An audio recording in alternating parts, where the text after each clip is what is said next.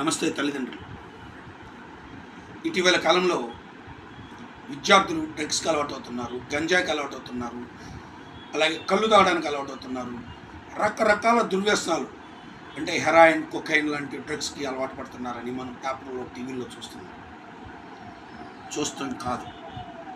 ఇటీవల మాకు తెలిసిన వ్యక్తులు అనేక మంది, నేను 8th క్లాస్లో చదువులేదు అంటే వాడు కేఎల్యూలో చదువుతూ డ్రగ్స్కి అలవాటు పడి, దయచేసి కేఎల్యూ అని కాదు, అనేక కార్పొరేట్ కాలేజీల్లో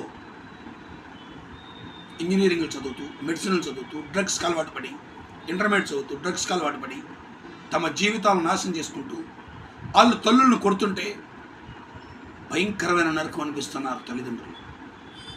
దీనికి కారణం ఏంటి?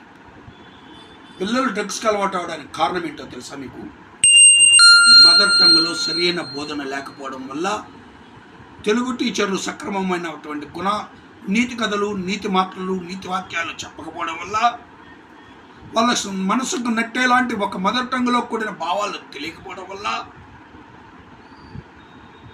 పిల్లలు పెరిగి పెద్దయినాక ఆలోచనారహితంగా, చదువు అంటే ఏంటో తెలియకుండా ఉత్తమ మార్కులతో పాస్ అయి ఉత్తమ చదువులు చదువుకుని విశ్లేషణ శక్తిని కోల్పోయి ఏది మంచో, ఏది చెడో, ఏది చేయకూడదో, ఏది చేయాలో తెలియని దౌర్భాగ్య స్థితిలో దుర్వ్యసనాల పాలవుతున్నారు. నేను ఒక్కన్నో ఇద్దరినో చూడలా. ఏం చేయాలండి? తల పట్టుకుంటున్నారు. ఇవాళ ఉదయం ఏమండి ఆడు ఇంట్లోంచి వెళ్ళిపోయాడు, పిచ్చెక్కిపోతుంది, ఇంట్లోంచి బంగారం పట్టుకెళ్ళిపోయాడు ఒకడు, డబ్బులు పెట్టుకెళ్ళిన ఒకడు, అది ఇంటికి వచ్చి వారం అయింది ఒకడు.